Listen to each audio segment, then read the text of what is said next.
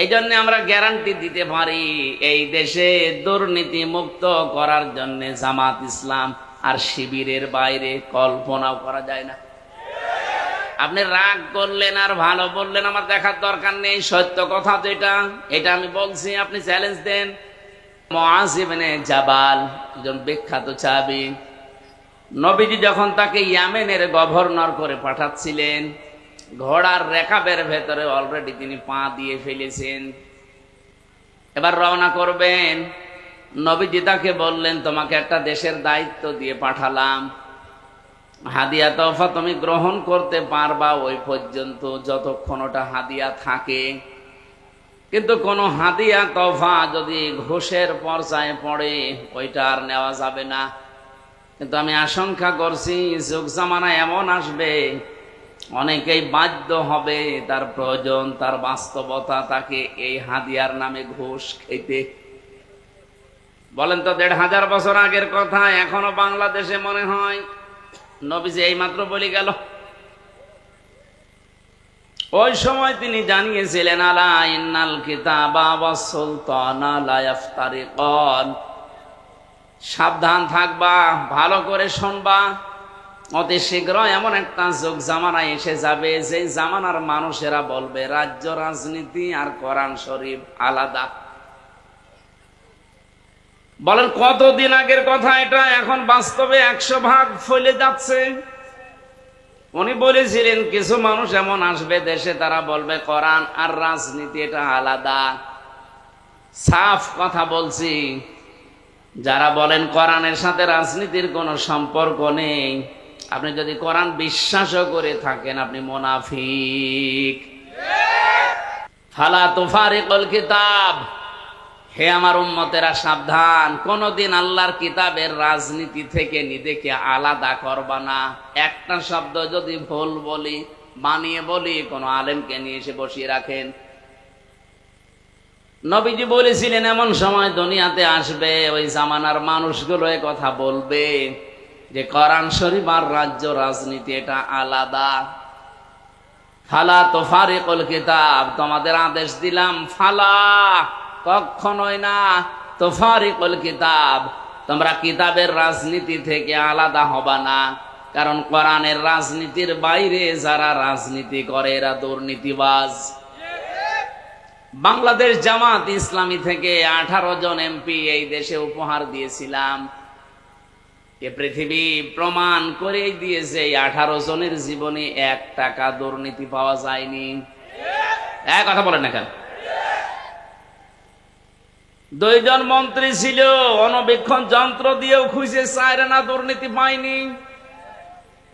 মাওলানা মতিউর রহমান নিজামী রহমতুল্লাহ আলাইহি, আল্লাহর এই শহীদ বান্দা, মন্ত্রিত্ব চালিয়ে 36 টাকা বেঁচেছিল, রাষ্ট্রকে ফেরত দিয়েছে।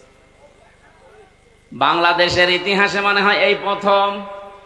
এর আগে কেউ দিতে পেরেছে? বলেন বলেন।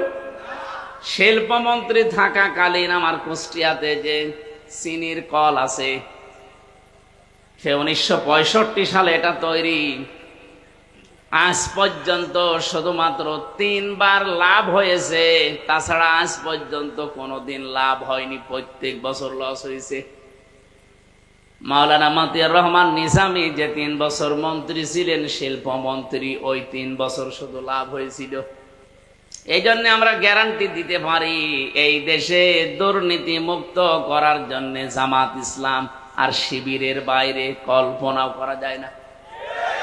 আপনি রাগ করলেন আর ভালো বললেন, আমার দেখার দরকার নেই। সত্য কথা যেটা, এটা আমি বলছি, আপনি চ্যালেঞ্জ দেন। 200-র উপরে উপজেলা চেয়ারম্যান ছিল, সবগুলো দুর্নীতি মুক্ত। 252 জনের উপরে উপজেলা চেয়ারম্যান, ভাইস চেয়ারম্যান ছিল, সবগুলো দুর্নীতি মুক্ত। 1000-এর উপরে প্রায় ইউনিয়ন চেয়ারম্যান ছিল, সবগুলো দুর্নীতি মুক্ত। 1500-র উপরে প্রায় মেম্বার ছিল, একটাও দুর্নীতিগ্রস্ত না। আমি যে তালিকা বললাম, বানিয়ে বলি না, এই সবগুলো দেখে দেখে বললাম। বাইরে যত দল আছে আপনি বলেন, তারা তো এই 54 বছরে পালাক্রমে গেছে। একটা মানুষকে দেখান যে তার জীবনে দুর্নীতি নেই। যে আপনাকে এর চাইতে কি দেখানো লাগবে, এর চাইতে বেশি দেখাতে হলে আমার মানুষ দিয়ে হবে না, জিবরাইলকে নিয়ে আসা লাগবে। এই জন্যই তো আমরা গ্যারান্টি দিতে পারছি। আমিরে জামাত ডক্টর শফিকুর রহমান হাফিজাহুল্লাহ উনি ঘোষণা দিয়েছে বাংলাদেশে 296 জন অলরেডি প্রার্থী উনি ঘোষণা দিয়ে ফেলেছে, আরো 4 জন বাকি আছে। যদি এই মানুষগুলো নির্বাচিত হতে পারে, 100 টাকা দিয়ে যদি তারা নির্বাচিত হয়, 5 বছর পরে ওই 100 টাকাই থাকবে, 1 টাকাও বাড়বে না। আপনি জিজ্ঞাসা করেন ওনাকে বলেছে কিনা? আমার যেদিন ঘোষণা হয় জানিয়েছে যে কয় টাকা নিয়ে এমপি হবেন, এমপি 5 বছর থাকার পরে ওই 1টা টাকাও বাড়বে না, বাড়লে খবর আছে। আপনি বাংলাদেশে 73টার উপরে দল আছে, 49টা শুধু নিবন্ধিত। শেষে আমাদের নিবন্ধন ফিরিয়ে দিয়ে 50টা হয়েছে। যতগুলো নিবন্ধিত দল আমি চ্যালেঞ্জ দিলাম, যদি ঘোষণা দিতে পারে যে আমার দল থেকেও যদি কেউ এমপি হয়, মন্ত্রী হয়, 5 বছরে তার 1টা টাকা বাড়বে না, আরো কমে যাবে, আমার মনে হয় কোন দল থেকে এমপি দাঁড়াবেই না। চিন্তা করবে ছাতা করে করবো কি? আমি আসি এ রাস্তায় 10 কোটি টাকা খরচ করে 100 কোটি টাকার মালিক হওয়ার জন্যে। আরে কে ঘোষণা দিল যে 1টা টাকাও নাকি বাড়বে না? ও ছাতা আমার দরকার নেই, আমি সুবহানাল্লাহ জিকির করি। এই ময়দানগুলোতে সত্যি করে বলছি, আমরা কোরআনের কথাগুলো সঠিকভাবে না বলতে বলতে আমাদের অভ্যাসী হয়ে গেছে। এখানে মনে হয় কবরের কথা বলা লাগবে, সে কবরের কথাও তো আপনারা বলতে দেন না। কারণ কবরের ভেতরে প্রথমে আপনাকে নেওয়ার সময় যে কথা আমরা বলি আপনার জীবনের সাথে তো মেলে না। কবরে প্রথম নাম্বারে বলা হবে বিসমিল্লাহি ওয়া আলা মিল্লাতি রাসূলিল্লাহ, আল্লাহর নামে রসুলের দলে তুলে দিয়ে গেলাম। আপনি আল্লাহর নামেও নেই, রসুলের দলেও নেই, এই কথা বলেন না কেন? আন আবি যাররিন রাদিয়াল্লাহু তাআলা আনহু قال قال النبي صلى الله عليه وسلم من ادعى ما ليس له فليس منا وليتبوأ مقعده من النار। মুসলিম শরীফের হাদিস। নবীজি বলেন, কোন ব্যক্তি যদি এমন জিনিসের দাবি করে যে জিনিসটা তার না, জোর করে হোক, জবরদস্তি করে হোক, দখল করে হোক, চাঁদাবাজি করে হোক, ছিনতাই করে হোক, চুরি করে হোক, কোন মানুষের জিনিস যদি নিজের দখলে নিয়ে নেয়, তার 2টা শাস্তি অনিবার্য। 1 নম্বরে ফালাইসা মিন্না, ওই দিন থেকে সে আমার উম্মত আর নেই। সিরাজগঞ্জবাসী বিবেক দিয়ে একটু চিন্তা করেন, আগস্টের 5 তারিখের পর থেকে এই দেশে কত মানুষ এমনও জিনিসের মালিক হয়ে গেছে যে জিনিস তার না। কথা বলেন। তা আপনি নবীর উম্মতি তো নেই, আপনাকে আমি বিসমিল্লাহি ওয়া আলা মিল্লাতি রাসূলিল্লাহ বলে মিথ্যা কথা বলে করব কি? অন্যের জিনিস যারা নিজের দখলে নিয়ে নিয়েছেন, কান খাড়া করে শোনেন, যদি ওই জিনিস ফেরত না দেন আপনি নবীর উম্মত থেকে খারিজ হয়ে গেছেন। অনেকে আবার এই হাদিস শোনার পরে দেখি বলে যে তাহলে বাংলাদেশ জামাত ইসলামী নবীর উম্মত নেই কেন? কারণ তারা ইসলামী ব্যাংক দখল করেছে। এত বড় ডাহা মিথ্যা কথা আপনি বলতে পারলেন? এই দেশে কয়েকদিন আগে একজন ঘোষণা দিয়েছিল, ইসলামী ছাত্র শিবির 1971 সালে রগ কেটেছে। বলেন তো, ছাত্র শিবির প্রতিষ্ঠা হয়েছে 1977 সালে, 71 সালে রগ কাটলো কি করে? ভণ্ডামি তো একটা শেষ থাকে। আমার মনে হয় মেয়াদ উত্তীর্ণ গাঁজা খেয়ে এই কথা বলা সম্ভব। কারণ মেয়াদওয়ালা গাঁজা খায় যারা, আমি তো দেখি লালনের মাজারে তো গাঁজার ফ্যাক্টরি, ওখানে যারা গাঁজা খায় ওরা মেয়াদ উত্তীর্ণ গাঁজা খায় না, মেয়াদ দেখে খায়। এই জন্য ওরা এরকম উল্টা পাল্টা বকে না, ওরা চুপ করে থাকে, গাঁজা খেয়ে পড়ে থাকে, কারণ পুলিশে পাহারা দেয় যে গাঁজা খান আমরা আছি। কিন্তু এই যে 77 সালে যাদের জন্ম, তাদের উপর যদি 71-এর দোষ কেউ চাপিয়ে দেয়, আমার মনে হয় এরা গাঁজা খেয়েছে ঠিক, মেয়াদ উত্তীর্ণ গাঁজা। যেই লোকটা বললো যে ইসলামী ব্যাংকও ছিনতাই হয়ে গেছে, আপনি এই কথা বললেন কি করে? ইসলামী ব্যাংক যাদের তারা ফেরত পেয়েছে, চিন্তায় হলো কি করে? ও ব্যাংকে আপনার বলেন, যাদের মাথার ঘাম পায়ে ফেলে ব্যাংকটা তৈরি করা, তাদেরটা হাত ছাড়া হয়ে গিয়েছিল, চিন্তায় হয়ে গিয়েছিল, এখন তারা সেটা ফেরত পেয়েছে। হ্যাঁ, আপনারও কোনো জিনিস যদি এই 15 বছরে হারিয়ে যায়, চিন্তায় হয়ে যায়, কেউ কেড়ে নেয়, সেটা যদি আপনি ফেরত পান, তাহলে এই হাদিসের শাস্তির আওতা মুক্ত থাকবেন। কথা বোঝা গেছে? এই 15 বছরে যদি আপনার দোকান কেউ কেড়ে নেয়, আপনার জমি কেউ দখল করে নেয়, আপনার ঘর বাড়ি কেউ নিয়ে নেয়, আপনার কাছে টাকা পয়সা কেউ চাঁদাবাজি করে হোক, যে কোনো কায়দায় নিয়েছে, এটা যদি এখন আপনি ফেরত পেয়ে যান, আপনি এই হাদিসের শাস্তির আওতা মুক্ত থাকবেন। দ্বিতীয়টা আর একটু কঠিন আছে, অলিয়াতাবাওয়া মাকআদাহু মিনান নার। নবীজি বলেন সে যেন জাহান্নামে নিজের একটা স্থান তৈরি করে নিল। বলেন নাউজুবিল্লাহ।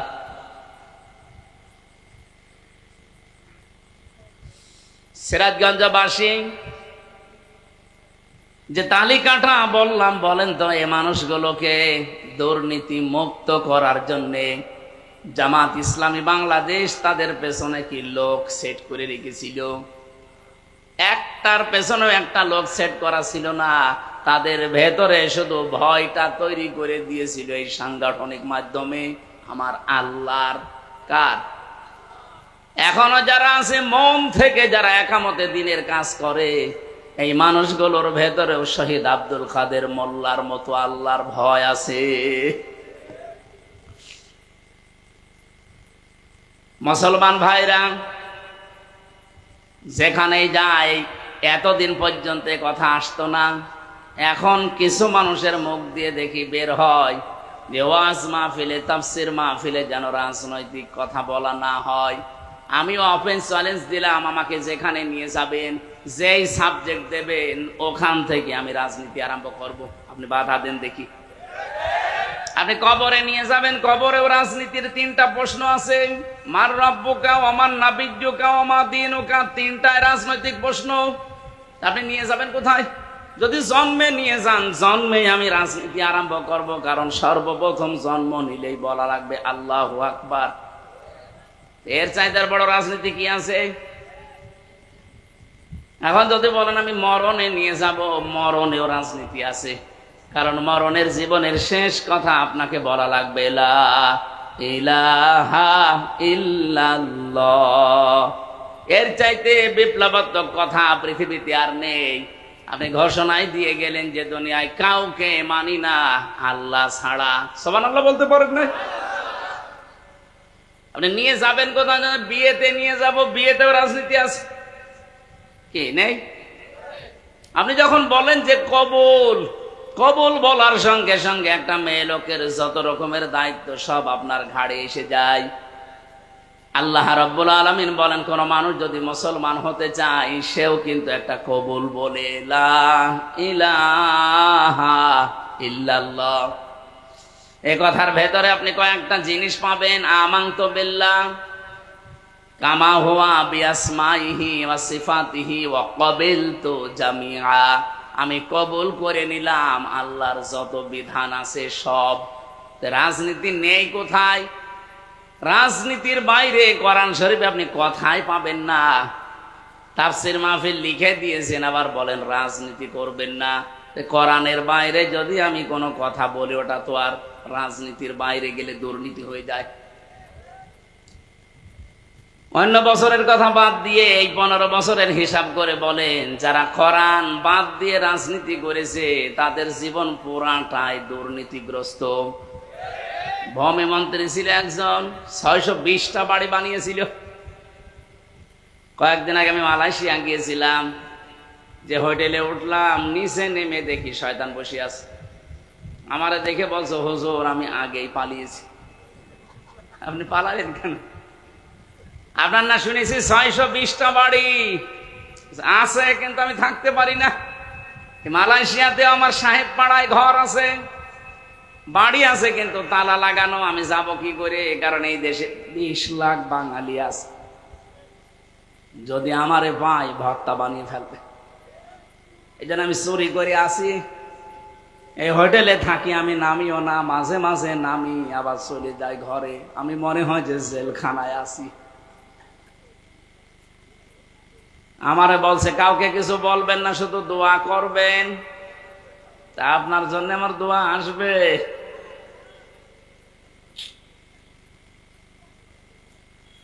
এই জন্য যারা যেভাবে কথা বলতে আরম্ভ করেছেন, আপনি এই 15.5 বছরে একদিনও কোনোদিন আপনার মুখ দিয়ে শুনি নাই যে একামতে দিনের দায়িত্বে দেশে যারা আছে এই মানুষগুলো 1971 সালের অপরাধী, একদিনও বলেন নাই। হঠাৎ করে আপনার মুখ দিয়ে কথা আসতেছে, তার মানে আপনার ভেতরে কোনো দুর্বিসন্ধি আছে। আর এই দেশের মানুষ এখন অত পাগল আর নেই, আগস্টের 5 তারিখের আগে যেমন পাগল ছিল। কথা বলেন না কেন? যেহেতু এখন সব চালাক হয়ে গেছে, যত বলবেন আপনি তত পচবেন। এই দেশে যেই কয়জনই বলল দেখেন, তাদের মানুষ এখন কুকুরের চাইতেও বেশি ঘৃণা করে। যারা 71 শুরু করেছিল, দেখেন এই যে কিশোরগঞ্জের ফজু পাগলায়, ফজলুর রহমান পাগল, ডাকরাম ফজু পাগলা। এই যে পাবনার যেটা হাবিবুর রহমান হাবিব, সবগুলো এসেছে একেবারে জায়গা থেকে।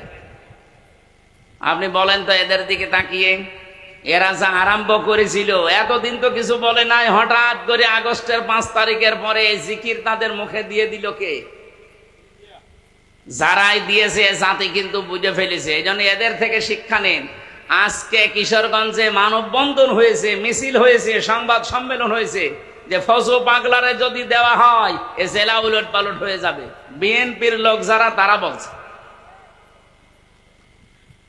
পাবনাতে হাবিবুর রহমান হাবিবের নামে সংবাদ সম্মেলন করেছে আর এক দল, যে ওরে যদি দেওয়া হয়, ও এসেছে ছাত্রদিক থেকে, ওরে দিলে আমাদের এই জেলা উলট পালট করে ফেলবে। তা আপনারা জামাত ইসলামী বাংলাদেশের বিরুদ্ধে লাগার কথা বলে আসলে তো সরাসরি লাগেন আপনারা ইসলামের বিরুদ্ধে। এ জাতি এখন আমার মনে হয় পাগল, যদি একটু ভালো হয়ে যায় সবই বুঝে ফেলে। এই জন্য এরকম পাগলামি যেন আর কেউ না করে। এলাকায়ও যদি এরকম পাগল থাকে, সিরাজগঞ্জে না রেখে পাবনায় পাঠিয়ে দেবে। কি কথা বলেন না কেন? পাগল বাইরে থাকলেই সমস্যা। সেদিন গিয়েছিলাম পাবনায়, যে দেখলাম পাগল বেশি নেই। কর্তৃপক্ষের একজনের সাথে কথা বললাম, বলছে হয়তো পাগল ছিল কিন্তু সব চলে গেছে, আবার যদি পান পাঠাবে। আমার মনে হয় সিরাজগঞ্জেরও কিছু মানুষ পাঠানো দরকার, যারা শুধু ওই 47, 52 আর 71 নিয়ে পড়ে আছে, 24-এর কথা তাদের মুখে নেই। এমনও ঘোষণা তারা দিচ্ছে, যদি আমরা চেয়ার পাই 24 বলে কিছু থাকবে না। এমন এমন কথা তারা জানায়, যদি এখনই চেয়ার পেলে 24 না 25ও রাখবে। বলেন,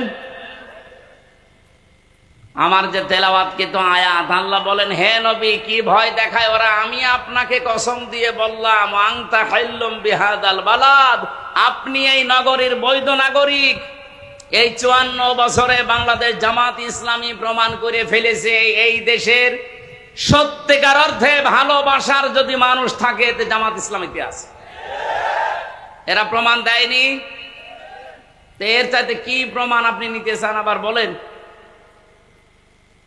গত পরশুদিন হিন্দু, বৌদ্ধ, খ্রিস্টান এদের সাথে ভিন্ন ধর্ম অবলম্বী যারা, তাদের সাথে কুষ্টিয়ার বাংলা জামাত ইসলামীর একটা আলোচনা ছিল। আমারে 10 মিনিট কথা বলতে দিল। হিন্দু পরিষদের যিনি সভাপতি, উনি কথা বলতে আরম্ভ করে বলছে, হুজুর আপনি এমপি নমিনেশন নিয়েছেন এখানে জামাত ইসলামী থেকে, আপনার পেছনে আমরা আছি, কিন্তু গ্যারান্টি দেওয়া লাগবে, আমাদের কথা দেওয়া লাগবে। এই 54 বছরে বহু মানুষ কথা দিয়েছে, কেউ কথা রাখে নাই, শুধু আমাদের ব্যবহার করেছে। আমরা বিভিন্ন ভয়ে আছি, আমরা বিভিন্ন বৈষম্যের শিকার হয়ে আছি। আমরা যেন এই আশ্বাসটা পাই যে এগুলো সব দূর হয়ে যাবে, আমরা নিরাপদে আপনাদের মতো থাকতে পারবো। আমি ওনাকে ওই দিন গ্যারান্টি দিয়ে বলেছি, আমাদের আমির ডক্টর শফিকুর রহমান উনি জানিয়েছে, দেশের মসজিদ যেমন পাহারা দেওয়া লাগে না, মন্দিরও পাহারা দেওয়া লাগবে না যদি ইসলাম ক্ষমতায় আসে। হ্যাঁ, কথা বলেন, কথা বলেন। ওনারা আশ্বাস পেয়েছে, বলেছে যে আমরা সামনে চেষ্টা চালাবো ইনশাআল্লাহ। গত পরশুদিন গোবিন্দ পরামানিক বাংলাদেশের হিন্দু মহাজোটের মহাসচিব উনি জানিয়েছে দেশে জামাত ইসলামী যদি ক্ষমতায় আসে তাহলে এই দেশে সবচাইতে বেশি নিরাপদে থাকবে অন্য ধর্মের মানুষেরা। একজন হিন্দু মানুষের কথা বলছে আর আপনি বলছেন না। এই জন্য বৈধ নাগরিক এই দেশের আমার মনে হয় যারা ইসলাম ভালোবাসে, দেশ ভালোবাসে মন থেকে, তারা। রব্বুল আলামিন বলেন, আমি যেখানে থেকে তেলাওয়াত করেছিলাম এই জায়গা থেকে, ফালাকতা হামাল আকাবাতা ওমা আদরাকা মাল আকাবা। হে নবী, তারা গিরিপথ পাড়ি দিতে রাজি না। এদেশে অনেকেই শর্টকাটে সোজা জান্নাতে যেতে চায়। শর্টকাটে সোজা জান্নাতে যাওয়ার কোন রাস্তা আল্লাহ কোরআনে দেয়নি, আল্লাহ আকাবাটা দিলেন। তারা গিরিপথ, দুর্গম পথ, এই কঠিন পথ পাড়ি দিতে এরা রাজি না। অথচ এই গিরিপথ পাড়ি দিয়ে আমি আল্লাহ জান্নাত রেখে দিয়েছি। বলেন সুবহানাল্লাহ। গিরিপথটা কি? যারা সত্যিই একেবারে শুরু থেকে শেষ পর্যন্ত কোরআন একবারও পড়েছে তারা এই গিরিপথে পা বাড়িয়েছে। গিরিপথের বর্ণনা আল্লাহ দিচ্ছেন এই দুর্গম পথটার। 1 নম্বরে ফাক্কু রাকাবা। ফাক্কুন মানে মুক্তি, রাকাবা মানে দাস। যারা দাস মুক্তির জন্য দুনিয়াতে কাজ করে, এই আয়াতের একেবারে শেষের দিকে পাবেন উলাইকা সাহাবুল মাইমানা। রব্বুল আলামিন বলেন এই মানুষগুলোই সৌভাগ্যশালী, এরাই ডানপন্থী, এই মানুষগুলোই সফল হবে। তাহলে প্রথম কর্মসূচি, বাংলাদেশে যদি সফল হতে চান, দুনিয়া আখিরাতে যদি আপনি সৌভাগ্যশালী আল্লাহর দরবারে হতে চান, এই কর্মসূচি এই দেশে হবে। আর আমি কোরআনের সাথে মিলিয়ে দেখলাম বাংলাদেশ জামাত ইসলাম এটা হাতে নিয়েছে। ফাক্কু রাকাবা মানে কি বললাম? দাস মুক্তি। যেহেতু বাংলাদেশে দাস প্রথা নেই, তাহলে আয়াত কি করবেন? ওই জামানায় মানুষ বেচা কিনা চলতো, মানুষ মানুষকে দাস বানিয়ে রাখতো। এখন এই সিস্টেম নেই, কিন্তু এই আয়াতটা তো ব্যাখ্যা করা লাগবে। এখন ব্যাখ্যায় নিয়ে আসতে হলে এভাবে নিয়ে আসতে হবে আপনাকে। পৃথিবীতে মানুষ হয়ে যারা মানুষের দাসত্ব করে, মানুষের গোলামি করে, এখান থেকে যারা মানুষকে মুক্ত করে আল্লাহর গোলাম বানাতে চায়, আল্লাহর দাস বানাতে চায়, তারা এই দেশে সফল হবে। আর এটা বাংলাদেশ জামাত ইসলামী করছে।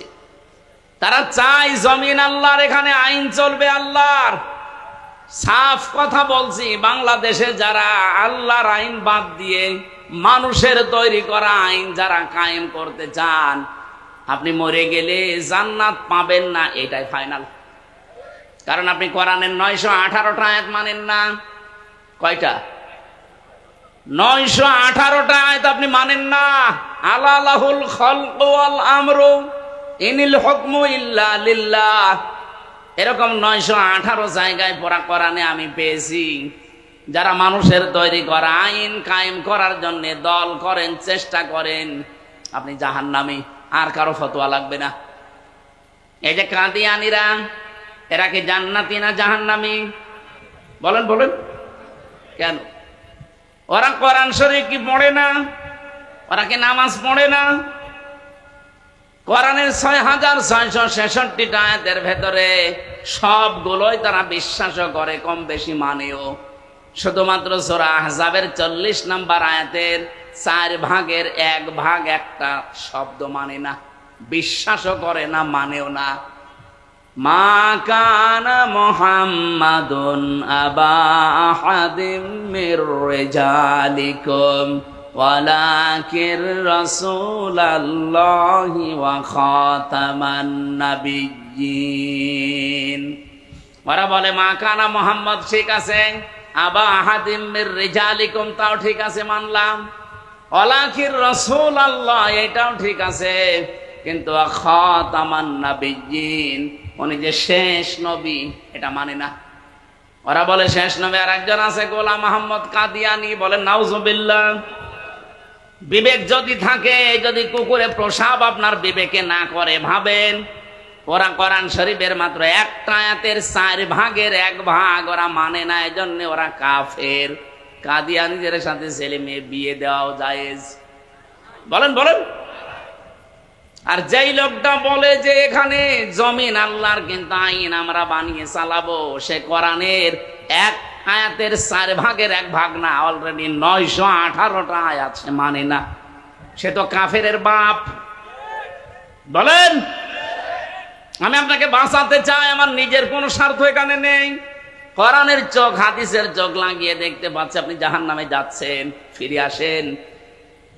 এরপরও যদি কারো মন মানসিকতার পরিবর্তন না হয়, আমির হামজা না, আমির হামজার বাবা না, আমার মনে হয় কাবার ইমাম যদি এখানে ওয়াজ করে আপনার কিছুই হবে না।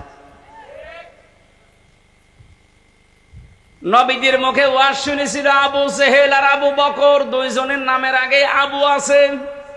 এক আবু কোরআন শোনার পরে জান্নাতি হয়ে গেছে, আবু বকর সিদ্দিক। আর এক আবু কোরআন শোনার পরে ওর ঈমান বাড়ে নাই, ওর শয়তানি বেড়ে অলরেডি জাহান্নামী হয়ে গেছে। কথা বলেন না কেন? প্রথম আবু হয়ে গেলেন সিদ্দিক, উনি তো আবু বকরই ছিলেন। সত্যকে সত্য শোনার পরে, জানার পরে যখন দ্বিধাহীন চিত্তে মেনে নিলেন যে না, আমার কোনো প্রশ্ন নেই, নবীজি বললেন তোমাকে আজকে আমি আর খালি হাতে ফেরত দেব না।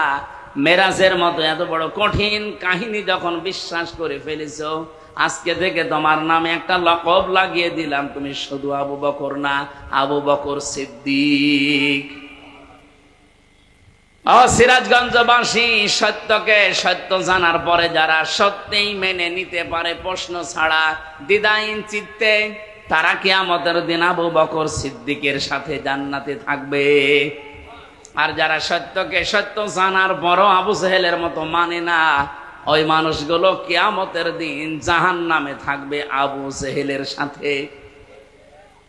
এদেশে কর্মসূচি সবার আছে কম বেশি, কিন্তু কোরআন কেন্দ্রিক এই 5টা কর্মসূচি জামাত ইসলামী বাংলাদেশে আছে।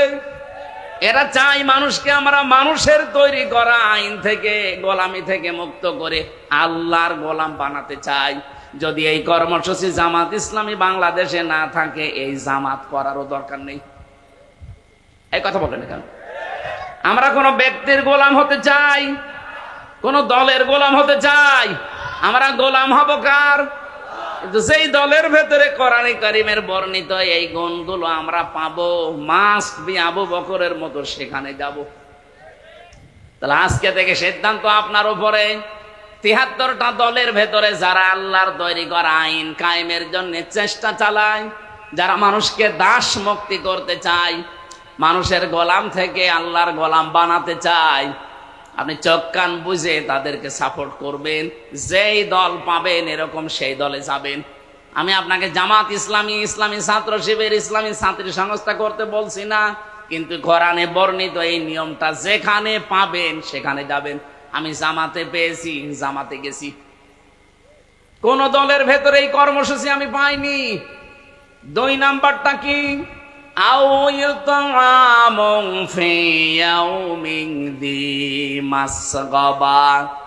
যারা দুর্ভিক্ষের সময় মানুষের খাবার পৌঁছিয়ে দেয়, এই কর্মসূচিটাও বাংলাদেশ জামাত ইসলামীর হাতে আছে।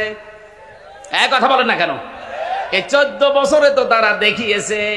এমনকি আগস্টের 5 তারিখের পরে দেখেন, এই যে ফেনীতে, কুড়িগ্রামে, নেত্রকোনায় কি অবস্থা তৈরি হয়েছিল। এদেশে তো কত দল আছে, কই কেউ তো এভাবে এগিয়ে গেল না।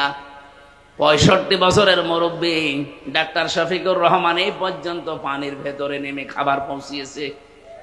এটাকে আমি বানালাম? বলেন বলেন।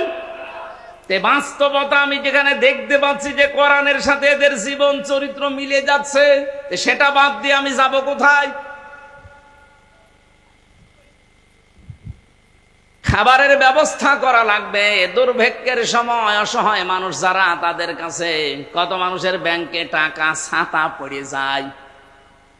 50 কোটি টাকা ব্যাংকে পড়ে আছে, কেন ওখান থেকে 5 কোটি টাকা একটু দুর্ভিক্ষের সময় ছড়িয়ে দেওয়া যায় না? কি করবেন টাকা নিয়ে? এখন যদি চোখ বন্ধ হয়ে যায়, এই টাকায় আপনাকে জাহান্নামে নেওয়ার কারণ হবে। আর না, আপনাকে বলে করবো, আপনি তো জাহান্নামে বিশ্বাস করেন না, আপনি তো জাহান্নাম আছে এইটাই বিশ্বাস করেন না। আপনাকে বলে করব কি? আমরা যারা অন্তত বিশ্বাস করি তাদেরকে বলছি, এ জীবনে জীবন শেষ না, আর একটা কিন্তু বিশাল জীবন আসতেছে সামনে। ইয়াতীমান যা মাকরাবা, 3 নম্বরে যারা ইয়াতীম, যারা নিজের নিকটের ভেতরে যারা ইয়াতীম, এদের খোঁজ খবর রাখে। বাংলাদেশে কোন দলের কর্মসূচিতে আপনি এইটা পাবেন বলেন? যদিও আমরা যারা জামাত ইসলামী করি এটা 100 ভাগ আমরাও মানতে পারছি না, কিন্তু আমরা চেষ্টা চালাই। আমরা মানতে পারি না কেন? আমাদের পরিবারস্থ এমন লোক আছে যাদের কারণে আমরা সব রক্তের সম্পর্কগুলো 100 ভাগ টিকিয়ে রাখতে পারি না। আজ আমার নিজের ভাইয়ের সাথে আমার সম্পর্ক ভালো না, আমার বোনের সাথে আমার সম্পর্ক ভালো না, এটার ভেতরে যতগুলো কারণ আছে অন্যতম কারণ আমার পরিবারটা। এদের থেকে আমি সাপোর্ট পাই না, এজন্য আমার রক্তের সম্পর্ক দূরে চলে যায়। এরকম পরিবার দেশে নেই? বলেন বলেন। সিরাজগঞ্জবাসী বিশেষ করে মেয়েরা যারা এসেছেন তাদেরকে একটু টাচ দেই। শুধু নামাজ পড়া, রোজা রাখার, কালো বোরকা পরা ইবাদত না।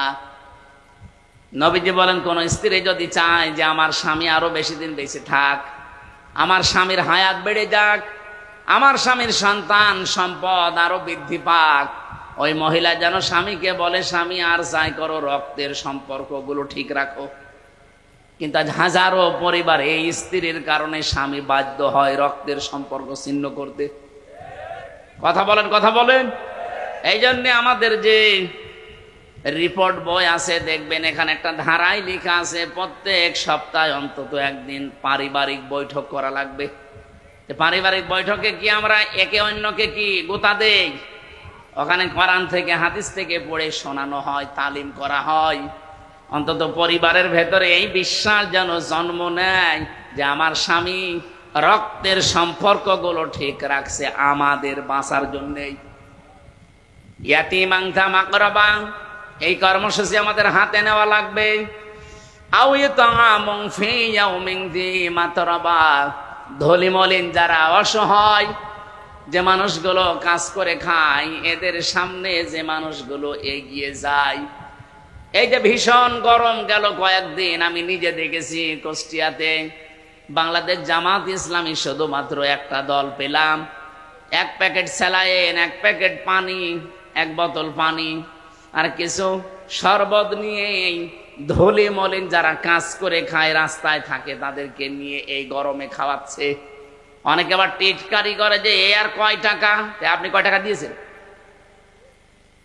1 বোতল পানি 20 টাকা, একটা স্যালাইন 10 টাকা, 30 টাকা, অন্তত 30টা টাকা করেও তো তারা দিচ্ছে এই গরমে। আপনি কয় টাকা দিয়েছেন? নিজে তো ভালো কাজ করতেই পারে না, যে কেউ করে ও সহ্য করতে পারে না। চট্টগ্রামে যে খাল খননের জন্য, পরিষ্কার করার জন্য যারা দায়িত্বে আছে, ওরা বলেছিল 400 কোটি টাকা দেন, আমরা এই কাজ করব। বাংলাদেশ জামাত ইসলামীর সিংহ পুরুষ আলহাজ শাহজাহান চৌধুরী, সাবেক এমপি, উনি বলেছে 1 টাকাও দেওয়া লাগবে না রাষ্ট্রের। আমরা জামাত ইসলামী 10 টাকা 50 টাকা কালেকশন করে 1 কোটি টাকা দিয়ে এটা পুরা পরিষ্কার করে দেব, অলরেডি দিয়েছেও। তামাম দুনিয়া প্রশংসায় ভাসছে। কিন্তু দুঃখজনক হলেও সত্য, যারা ওই যে 400 কোটি টাকা চেয়েছিল তারা বলছে না, খাল ভালোভাবে পরিষ্কার হয়নি, জুতা দিয়ে পিটানোর দরকার না। তারা একটা টাকা না নিয়ে নিজেদের টাকা দিয়ে পরিষ্কার তো করেছে, আর তোমার কাছে দিলে তুমি 400 কোটি টাকা খেয়ে ফেলতে। প্রশংসা করার তো দূরের কথা, আরো বদনাম করছে।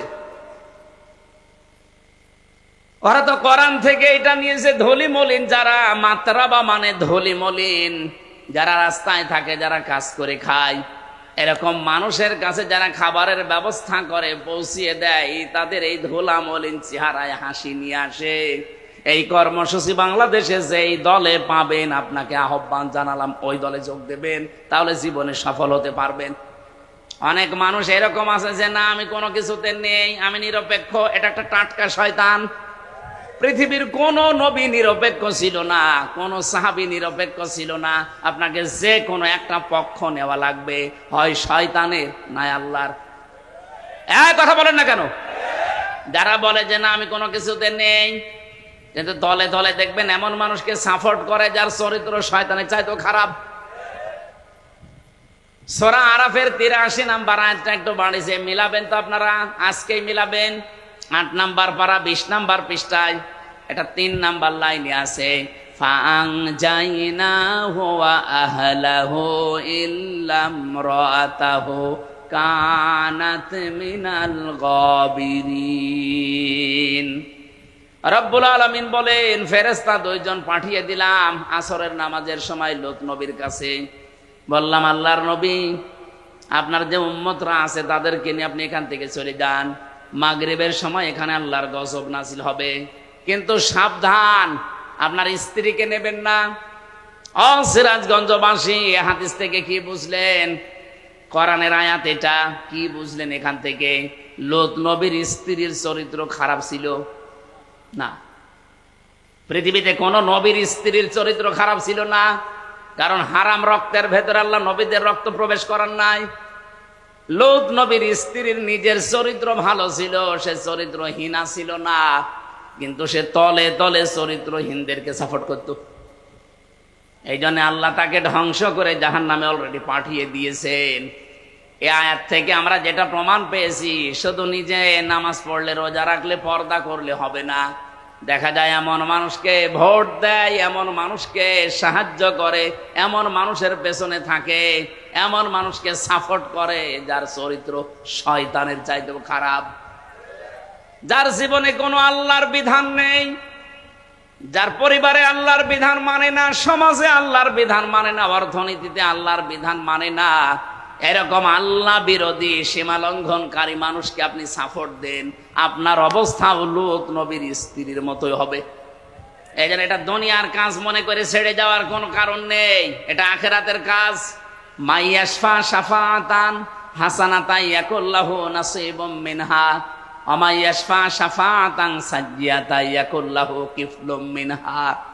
এই পৃথিবীর ময়দানে কেউ যদি ভালো কোনো কাজে সুপারিশ করে, সাহায্য করে, ভোট দেয়, রায় দেয়, সমর্থন জানায়, পেছনে থাকে, ও লোকটা ভালো কাজ করে যা পাবে আপনি শুধু সুপারিশ করে তাই পাবেন। বাংলাদেশে 300 এমপির ভেতরে 151 জন এমপি যদি এবার কোরআন বুকে নিয়ে সংসদে যেতে পারে, অধ্যাপক জাহিদুল ইসলাম তার ভেতরে মনে করেন একজন, এই 300-র ভেতরে মাত্র 151 জন যদি এবার যেতে পারে, ওনারা কোরআন বুকে নিয়ে প্রথম অধিবেশনেই বলবে, মাননীয় স্পিকার, আমরা নামাজের বিল চাই। বলবে না? যদি না বলে ভোট দেবেন না, কারণ এইটা ওনাদের একদম কড়াকড়ি লিখা আছে, আল্লাযীনা ইম্মাক্কান্নাহুম ফিল আরদ আকামুস সালাহ 41 কোন ইমানদারকে যদি আল্লাহ চেয়ারে বসায়, তাদের প্রথম কাজই হবে তারা নামাজের বিল আনবে। আর আমরা জানি ওনারা এটা করবে। এতদিনে 54 বছর আমরা যাদেরকে পাঠিয়েছি, তারা সংসদের প্রথম অধিবেশনে বলেছে আমরা নামাজের বিল চাই। বলেন বলেন, কিন্তু ওনাদেরকে এটা পড়িয়ে দেওয়া ওনারা বলবে। স্পিকার যদি বলে ঠিক আছে হাত তোলেন দেখি, 300-র ভেতরে মাত্র 151 জন যদি হ্যাঁ বলে, হাত তোলে, ওইটা ওই দিন কায়েম হয়ে যাবে। 18 কোটি মানুষের জন্য আর ওয়াজ করা লাগবে না, ওই দিন থেকেই তারা নামাজ পড়তে বাধ্য। নামাজ শুধু ও পড়বে না, ওর বাপ পর্যন্ত পড়বে। আপনি ভোট দিয়েছিলেন জাহিদুল ইসলামকে মাত্র একটা, ওনার কারণে যদি নামাজের ওই বিল ওই দিন কায়েম হয়ে যায়, 18 কোটি মানুষের দেশে তখন নামাজ পড়বে। প্রতিদিন আপনি 18 কোটি মানুষের নামাজের সওয়াব পাবেন। সূরা নিসার 85 নম্বর আয়াতের ব্যাখ্যা এইটাই, মাইয়াশফা শাফাআতান হাসানাতান ইয়াকুল্লাহু নাসীবুম মিনহা।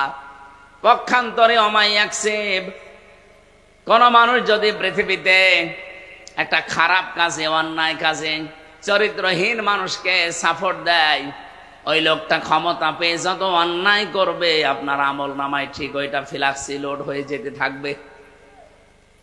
আমার বয়স এখন 33, 92 সালে আমার জন্ম, এখন চলছে 25। এই 33 বয়সে যদি আমি 33 মন গোনা করি, এই 33 মন গোনা যদি আমার মাথার উপরে আল্লাহ চাপিয়ে দেয়, মরণের পরে বিচার শেষ, নাকি না? মানে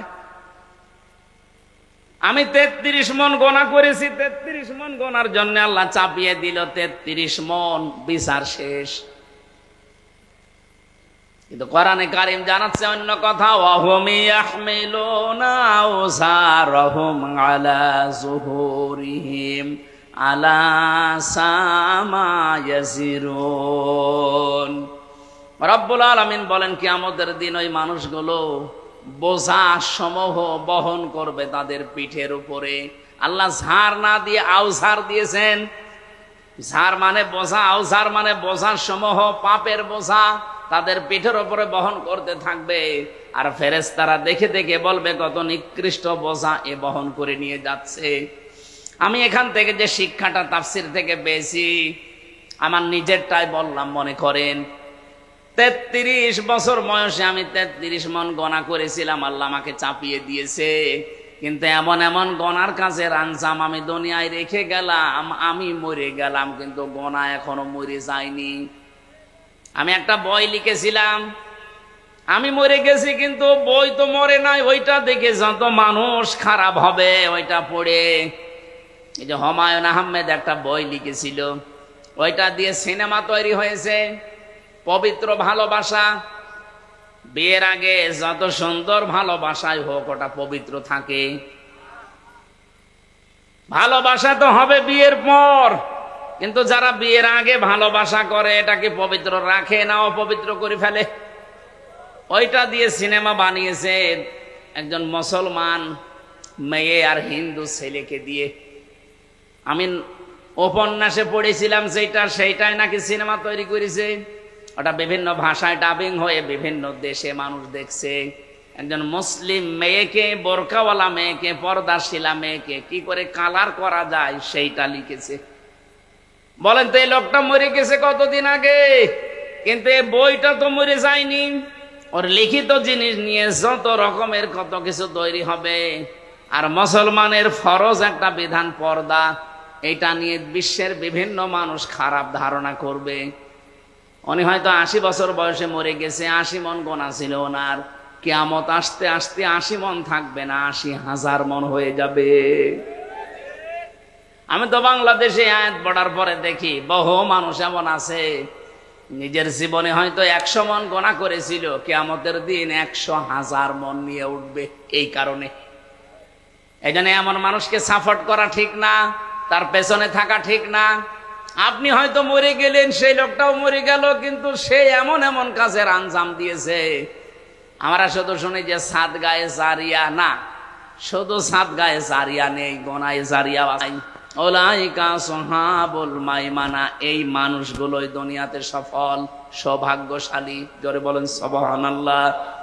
কোরআনে বর্ণিত এই 5টা কর্মসূচি যেই দলে পাবেন ওই দলে যোগ দেওয়ার জন্য আপনাকে আমি হাতে পায়ে ধরে বলছি, কারণ আল্লাহ বলেন এরা সফল। ওয়াল্লাযীনা কাফারু বিআয়াতিনা, আর যারা কাফের, আল্লাহর আয়াতকে যারা মিথ্যা প্রতিপন্ন করে, আল্লাহর আয়াতের সাথে যারা গাদ্দারি করে, সীমা লঙ্ঘন করে, কোরআনে কারীম বলে উলাইকা সাহাবুল আলাইহিম নারুম মুসাদা, তাদের উপর আমি জাহান্নামের আগুনগুলো স্থায়ী করে দেব। আবুল মাশআমা, এইগুলোই দুর্ভাগা, এই মানুষগুলোই হতভাগা, এদের দুনিয়া আখিরাত দুইটাই ধ্বংস হয়ে গেছে। আল্লাহ আমাদের এরকম হতভাগ্য যেন না করেন, বলেন আমিন। আফসোস লাগে আমার কোরআনের আয়াত দিয়ে ব্যাখ্যা করে করে কথা বলার পরও মানুষের মন আমি পাই না।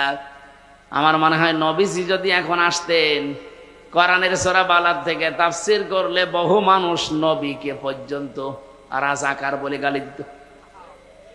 বলেন ইন্নাল্লাযীনা কাযযাবু বিআয়াতিনা ওয়াস্তাকবারু আনহা, নিশ্চয় যারা আল্লাহর আয়াত শোনার পরে মিথ্যা মনে করে, ওর বিশ্বাস হতে চায় না, ওয়াস্তাকবারু আনহা, এবং অহংকার করে মুখ ফিরিয়ে চলে যায়। আমার তো মনে হচ্ছে 1500 বছর আগে না, বাংলাদেশের কিছু মানুষের চরিত্র দেখে আল্লাহ মনে হয় এই মাত্র আয়াত নাজিল করছে। দেখেন কত মানুষ এই চরিত্রের এখন এই দেশে আছে। আল্লাহ আয়াত শোনার পরে বিশ্বাস করা দূরের কথা, মিথ্যা প্রতিপন্ন করে মনে করে না এরকম কথা থাকার কথা না, মানে টেনে টেনে বলছে। আমি যদি কোরআনের কথা নিজের দিকে টেনে বলি, আমি যদি বানিয়ে বলি, তা আমার সব আল্লাহ আগে কেটে দেবে। দুনিয়ার এই কিছুদিনের জন্য আমি আমার এত বড় ক্ষতি করব, আমাকে কি পাগলা কুত্তায় কামড় দিয়েছে? আল্লাহর আয়াত শোনার পরে যাদের বিশ্বাস হতে চায় না, মিথ্যা প্রতিপন্ন করেন, আবার অহংকার করে ঘাড় ঘরান, সাফ কথা শোনেন। আল্লাহ পাক বলেন লা তুফাত্তাহু লাহুম আবওয়াবুস সামা, তাদের জন্য আকাশের একটা দরজা খোলা হচ্ছে না, হবে না। তুফাত্তাহু এটা মজারে, বর্তমান ভবিষ্যৎ, প্রেজেন্ট ফিউচার, বাবের বহু বছর, আবওয়াব একটা দরজা আপনার জন্য খোলা হচ্ছে না, হবেও না কোনোদিন। ওয়ালা ইয়াদখুলুনাল জান্নাহ, আপনি জান্নাতেও যেতে পারছেন না, পারবেনও না, এইটাও মজারে। আল্লাহ বলেন কতদিন ওরা জান্নাতে যাবে না জানো? হাত্তা ইয়ালিজাল জামালু ফি সাম্মিল খিয়াত, সূচের ছিদ্র দিয়ে যতদিন উট প্রবেশ করে যেতে না পারে, সূচের ছিদ্র দিয়ে উট প্রবেশ করা যেরকম অসম্ভব, এই যে চরিত্রের কথাগুলো বললাম, এই মানুষগুলো জান্নাতে যাওয়া এরকম অসম্ভব। আর আমার দৃষ্টিতে বাংলাদেশে এরকম কিছু মানুষ আমরা এখন দেখতে পাচ্ছি। এই জন্য তাদের ওয়াজ না, তাদের ওয়াজ করা লাগবে। বুখারী শরীফ, কোরআন শরীফ দিয়ে ওদের কিছুই হবে না, ওদের বাকারি শরীফ লাগবে। আমরা যারা এখানে আছি, আমাদের কোরআন শরীফ দিয়ে, বুখারী শরীফ দিয়ে কাজ হবে ইনশা। বলেন বলেন ইনশা। ওয়াকাযালিকা নাজজিল মুজরিমিন, আল্লাহ পাক বলেন আমি মুজরিম, পাপিষ্ঠ যারা, এই মানুষদেরকে এইভাবে শাস্তির আওতায় আনবো। লাহুম মিন জাহান্নামা মিহাদু ওয়া মিন ফাওকিহিম গাওয়াশ ওয়াকাযালিকা নাজজিজ জালিমিন। আল্লাহ একটা ধরন দিলেন আযাবের, যে কিভাবে শাস্তি দেব দেখো। এদেরকে কবরে রেখে আসবে মানুষেরা, কবরের উপরে আমি আল্লাহ জাহান্নামের চাদর লাগাবো আর নিচে আগুন লাগাবো। যতই উপরে ফুল দেন না কেন, আল্লাহ পাক বলেন নিচ থেকে আগুন লাগাবার উপরে জাহান্নামের চাদর দিয়ে ঢেকে দেব। এই জন্য আপনাকে আমি সংশোধনের জন্য আহ্বান জানাচ্ছি, ফিরে আসেন, এক্ষুনি সময়। কারণ আপনার কোনো গ্যারান্টি নেই, আমারও গ্যারান্টি নেই। বসে আছি, উঠবো সে ভরসা আছে।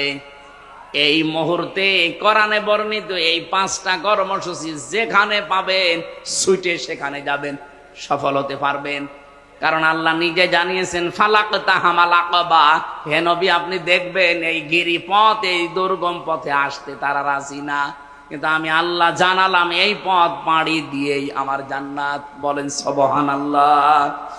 আল্লাহ আমি সহ যারা এসেছি, সূরা বালাদের এই কর্মসূচিগুলো আমাদেরকে মেনে চলার তৌফিক এই মুহূর্তে দান করো। বলেন আমিন। আমরা যেন আবু জাহেলের মতো না হয়ে যাই, নবীজির মুখে কোরআন শোনার পরও হেদায়েত পাইনি, ওর শয়তানি যা ছিল আরো বেড়েছে। এই সিরাজগঞ্জে কামারখন্দে সদরে যদি আবু জাহেলের মতো মন কারো থাকে, কোরআনের আলোচনায় ওর আবু বকরের মতো ঈমান বাড়বে না, আবু জাহেলের মতো ওর শয়তানি বাড়বে। দেখবেন আগামী থেকে যারা এসে এরকম কথা বলবে যে তাফসীর হয়েছে না রাজনীতি, তাফসীর মানেই তো রাজনীতি। আলেমরা যদি এ কথা কোনো আলেম বলে, আমারে নিয়ে আসেন, আমি বসবো। যা পড়েছি একটা দুইটা না, বহু তাফসীরের সমন্বয়ে কথাগুলো বলেছি। আল্লাহ আমাদেরকে এই কর্মসূচিগুলো মেনে চলার তৌফিক এবং সফল হওয়ার সুযোগ যেন দান করেন। আমিন।